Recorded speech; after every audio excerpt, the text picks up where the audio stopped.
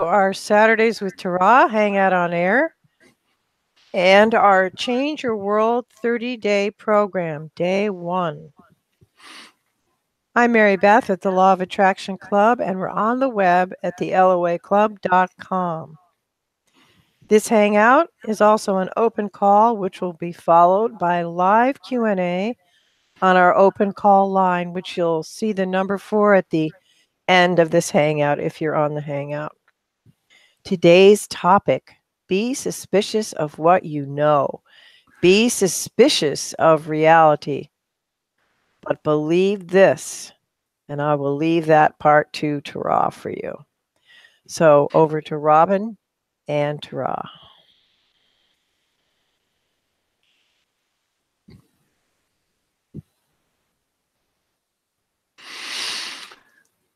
From the Scottish poet Robbie Burns.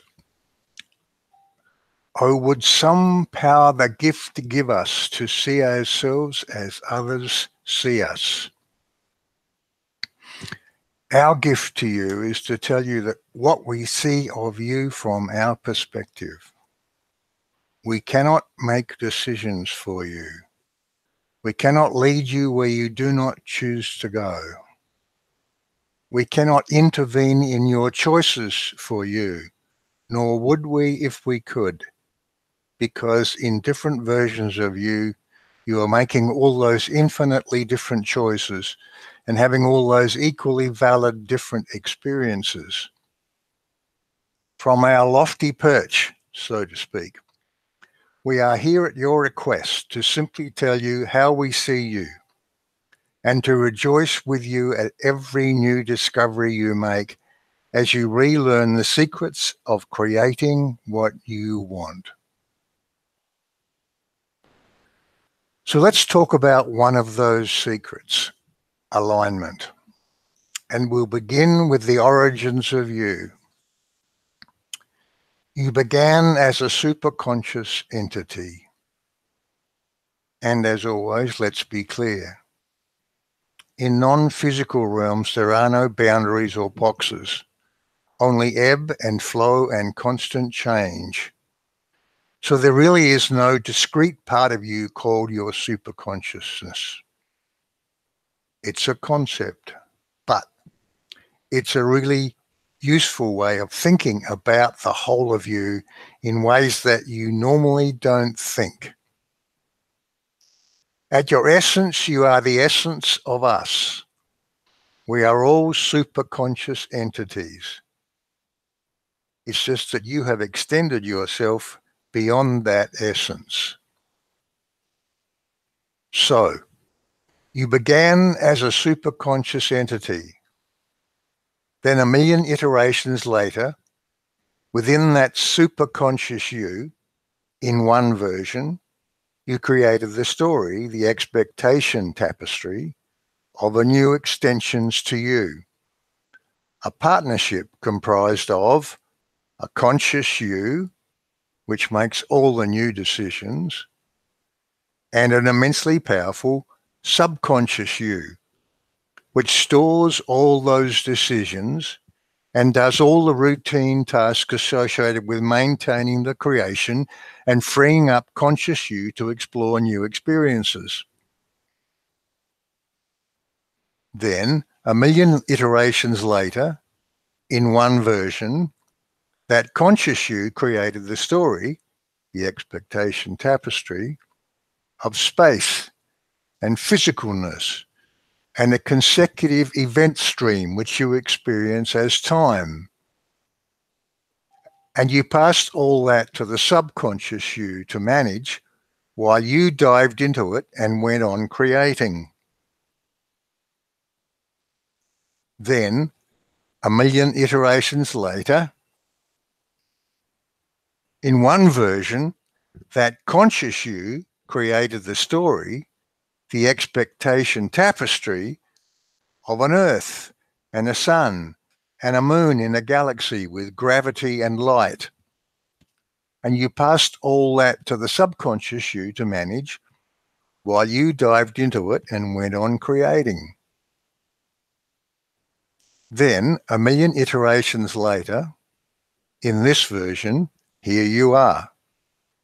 That conscious you has created the story, the expectation tapestry, of humans and animals and plants and rivers and rain and flowers in fields and science, of a past, the backstory you call history, and war and peace and everything else in your world. And you passed all that to the subconscious you to manage while you go on exploring and making new decisions. And then, my oh my, you got so mesmerized by the exquisite adventure you had created that in this particular version, you forgot all about the rest of you and begin to think of your avatar as the real you, and the game as the real world, and the history as your real past. And why not? Because by law of attraction, every creative belief choice you ever made came with its own life support system. You make a belief choice, and as you align with it subconsciously, bingo, your reality conforms and proves your choice was right. It's a self-reinforcing design loop. And then some of you had a sneaky suspicion that maybe there's more to the story than just this life on Earth game. And that belief choice created its own flow. And some of you intersected with the likes of us with a broader perspective. And here we are. And then you ask us questions, which you often express as, how can I manifest better things in my world? And we say, it's not really about manifesting things. By recognizing who you are and why you are here, you can rediscover the joy of creating new things, exciting things. It's fun manifesting, of course, but once you become aware, the real joy comes from the creative experience. And here we are today. And we say, be suspicious of what you know. Be suspicious of reality. Because when you choose a new belief, and the conscious you, and the subconscious you, and the superconscious you line up with that new belief, you have changed what you, quote unquote, know. And everything in the new reality you experience will be a mirror match to that new belief. That's how you change your world. So be suspicious of what you know. We've used many times the story of your waste paper basket. So let's look at that briefly here to see what we mean. If you move your waste paper basket from, say, the left to the right, consciously you now know it's on the right. You can look at it any time and verify it's on the right. But what you find when you next go to throw something in it without thinking is that your subconscious knows it's on the left. Can you see the significance of that? Here's two different parts of your consciousness. The conscious you that knows where it is. The subconscious you that knows where it is. But they're different knowings, aren't they? And we use this story as a simple way of illustrating misalignment in your subconscious realm.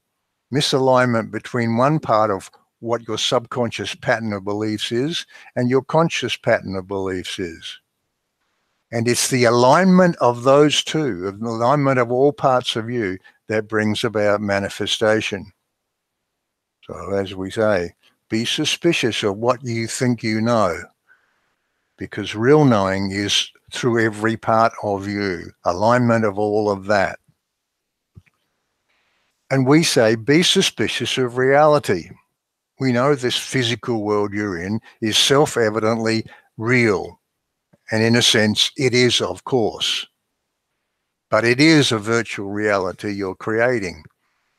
And the script for that movie, that creation, comes from that expectation tapestry you have stored away in your consciousness.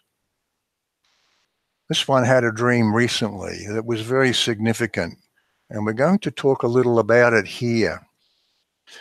And we'll begin the story when he went to the Academy of Sciences here locally in San Francisco. And there was a display laid out as a table display, which was really a touch screen.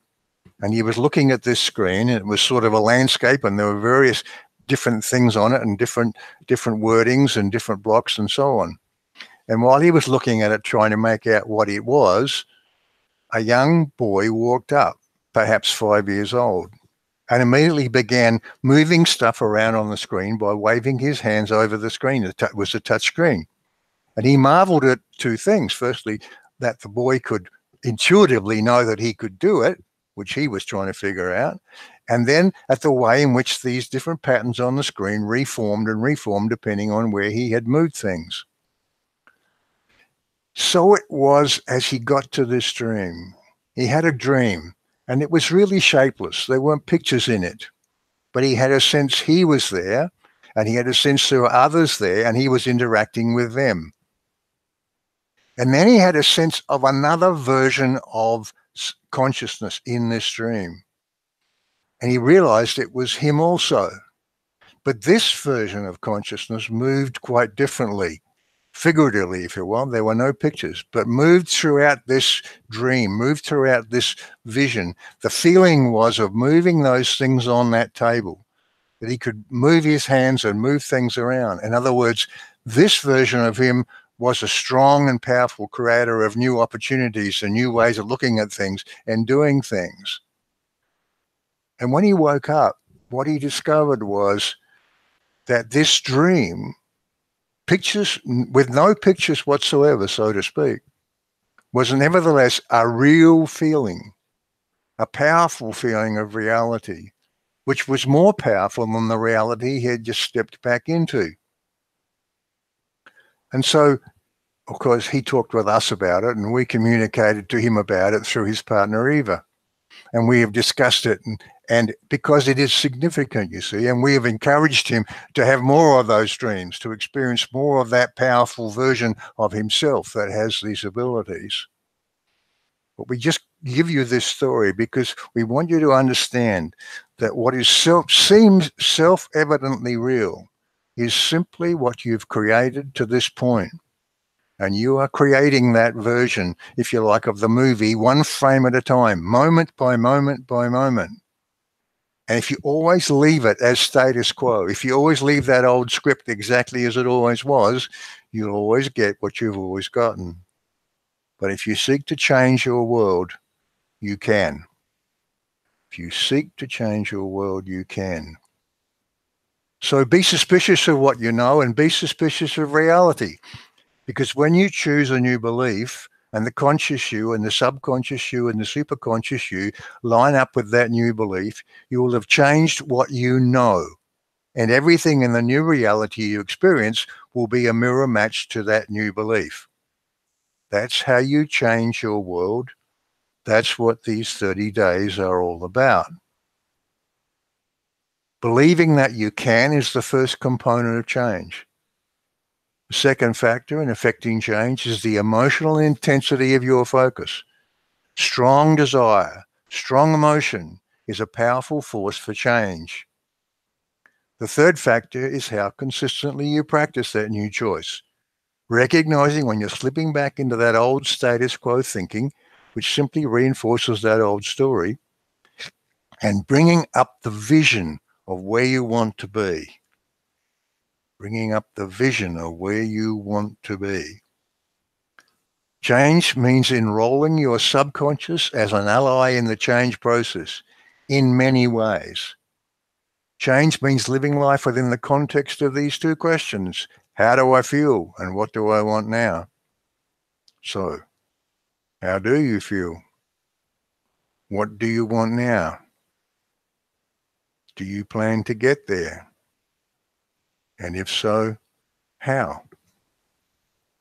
We are here to support you on your journey. Change Your World, the 30-day program. Here's what you get. 20 to 30 minutes daily of small group calls. These are our check-ins, 7 check-ins per week.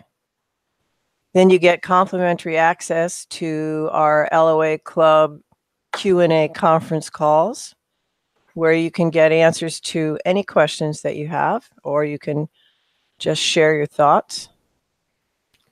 And then special guided audio downloads just for this program. And of course, at your option, you can cancel at any time, but there's 11 months of follow-up. So in that 11 months of follow-up, there's 3 small group calls each week with your fellow graduates. And 3 LOA Club Q&A conference calls each week with audio downloads. So it's a wonderful program. It's a 30-day intensive focus on the art of creating a new reality. It's not just advice and answering questions, although there's a lot of that, but there's a lot of real engagement with daily check-ins.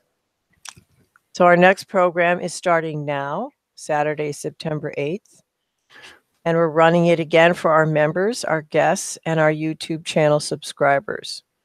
We are holding enrollment open until Monday. So if you do join with us today, we start with you today, but if you start Monday, you can join us on Monday if you want to start then.